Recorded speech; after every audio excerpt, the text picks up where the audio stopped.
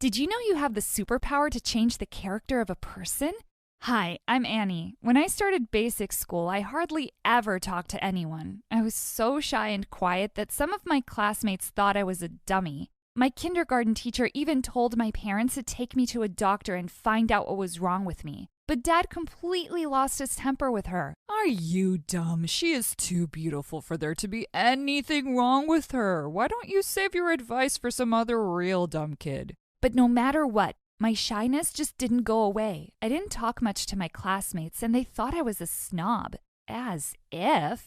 Once when I was in the first grade, some of my classmates asked me to share my candy with them, but I just stared back at them and didn't reply. Who do you think you are, you dumb girl? I said give us candy. I didn't say a word and started walking away. They got angrier and circled me. Suddenly I opened my mouth and let out an ear-splitting scream. They were so shocked to actually hear my voice that they just stood there stupidly, and I managed to escape. But at home, I was a completely different person. I was super chatty and an awesome storyteller. In fact, sometimes my parents begged me to stop talking because I was giving them headaches. Once I kept them awake all night telling them a story I had in my mind about some princess. And because I didn't know how to write well, they spent all night writing it for me. It ended up about 90 pages long. I will do this every night, sweetheart. I can't believe I have such a beautiful daughter in my life. Dad just worshipped me because I was pretty. Mom was different and loved me no matter what. I was still too shy to talk outside my home, but people never stopped trying to become friends with me. And I know why now. It's only because they thought I was cute. But I had to admit, I kind of liked it. When I was in the 3rd grade, one boy threw a piece of paper at me that said, "Your smile makes me happy, but your words make me happier. Can I hear them?" I blushed, and from that moment, I tried to talk more. So I made new friends and also started taking part in different school activities, but still without talking much. When I was in the 8th grade, my parents helped me publish my first short novel. But it was a failure and people didn't like it. I got sad. Dad didn't take it well and sued the publishers, saying it was their fault. But of course he lost the case, and I decided to take a break from writing. Until one morning when our class teacher walked into the classroom with a tall, athletic boy. It really looked like the boy wasn't too happy to join us. "Everyone, welcome your new classmate, Peter." Peter had a deep frown and a stupid smile at the same time. He had this funny Grinch face. The teacher told Peter to take a seat right next to me, and I gave him a friendly smile. That's the ugliest smile I've ever seen. Have you heard of toothpaste? I can buy it for you if you don't have money. You can pay me back, maybe with a kiss? Oh, wow. I was about to respond when the teacher started the lesson. It was a French lesson, and he looked completely blank. "Hey, do you need any help?" From you? You don't look very smart. And I don't need help from a girl when I can use Google Translate on my phone, so buzz off. What a jerk. The next day when the teacher returned the assignments, Peter looked really angry to see a big F on his. What kind of dumb school is this? How can Google be wrong? I took a look at his paper and burst out laughing. "That's not even French, you idiot. You translated the whole thing to Spanish." He crumpled up his assignment into a ball and threw it at my face, but I couldn't stop laughing. Boy, how could someone be this stupid? I figured out soon enough that Peter wasn't interested in learning or making friends. Eventually, the whole school realized that Peter was just interested in bullying others. Sometimes he would snatch students' lunch and threaten to beat them if they reported him. I was one of those unlucky students. But after the 3rd time he did it, I reported him to the principal, and he was put in detention. When Peter returned from detention, he looked straight into my eyes. "You are going to pay for this." "Well, you should know your limits. If you ever try to bother me again, I swear you will regret it, and I might even tell Dad." Aw, Daddy's daughter, look at me. I'm so scared. Oh, Mommy, hug me. Once he tried to knock my books out of my hands when suddenly a bunch of boys behind him came and said, "Dude, why are you being like this with a pretty girl like her?" "Wait, what? So if I wasn't pretty, that would be okay?" "Well, pretty girls deserve special treatment, you know? So now we're all here to stop him. He can't annoy pretty girls." "Well, thanks for your caring, but girls can defend themselves." And I pushed through them and left. Told you guys, girls are crazy, especially the pretty ones. Now get lost, all of you, or else. This Peter did whatever he wanted. It seemed he wasn't afraid of anyone, not even the principal. I really hated him. One rainy day, Peter came to school completely drenched, and it seemed like he'd fallen sick. He was shivering nonstop, and the principal said he'd call his parents to take him home. But to everyone's surprise, Peter screamed, "No, I'm fine. I don't want to go home. Please let me stay." "You have to go home and rest." "No, I don't. I could run a marathon right now. Just some water and I'll be good to go." With that, he picked up the glass with his trembling hands and suddenly dropped it all over my assignment. Later at recess, I found him huddled on the bleachers, and he was hugging a worn-out teddy bear. Dude, is that a stuffed toy?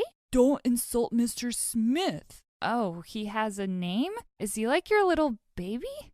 Is he adopted or did you give birth to him? "Shut up. Can't you leave me alone?" You're sick and you need to go home. "You look much prettier when you're quiet. Now stop acting like you care." Ugh, why do you have to be like this? I'm trying to be nice. "Who asked you? Mind your own business." As soon as he was fine, he went right back to being the jerk he always was. I started writing about him in my notebook. Peter was such an interesting person for a villain. I couldn't believe that having someone as horrible as him in my life was actually making me want to get back to writing. One day when I was leaving the cafeteria, Peter blocked my way and demanded that I give him my lunch. "We're not in kindergarten, idiot, and I ate it. And I'm not afraid of you. Now shoo." As I walked past him, he suddenly pulled at my bag and everything spilled out. A couple of boys immediately ran over to help me, and I gathered my stuff and left angrily. What an immature jerk! When I went home, I found out that my notebook was missing. I rushed straight to the locker the next morning and was going through all my stuff frantically when I heard Peter behind me. "Looking for this?"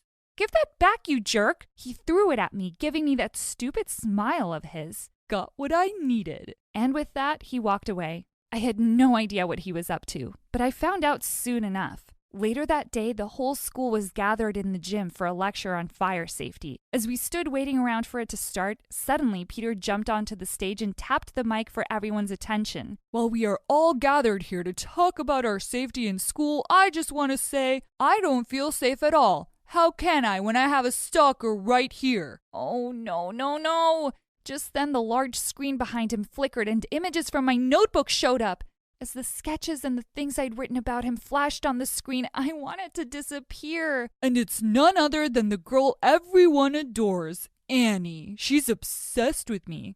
Guess just 'cause you're pretty on the outside doesn't mean you can't be a total creep inside. So everyone be careful. You might wake up someday to find yourself a villain in her novel. She's cuckoo." As everyone's eyes turned to me, I could feel panic rise in my chest. "But it's okay, sweetie. I can still be your boyfriend. Want to hang out sometime?" As I ran out of the gym, I turned around and said, "You're bad. I hate you." As I walked into the school the next day, my legs were trembling.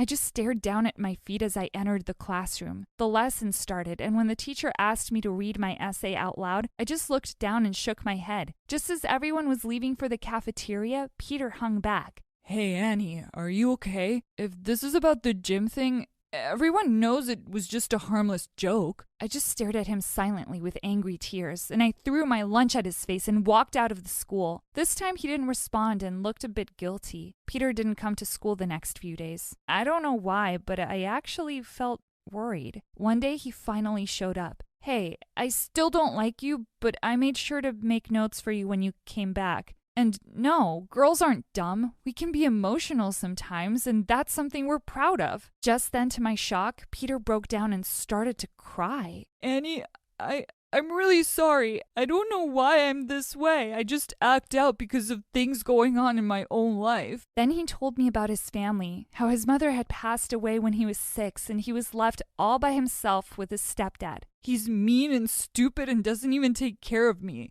And one day when I'm old enough, I'm going to punch him in the face." I finally saw why Peter was like that. He was just a frustrated kid who needed help. Next day during lunch, Peter jumped on one of the tables and announced something. Everyone got quiet and listened to him. "Hey everyone, I'm just here to apologize for everything I did to all of you. I still think some of you are weird and I don't like most of you, but that didn't give me the right to treat anyone like that. So, as they say in French, lo siento." Dude, that's Spanish. Just get down. Everyone burst into laughter and Peter gave me a hug. "Thank you for lighting up my life. I promise I will become a better person." No, not really. Only under one condition.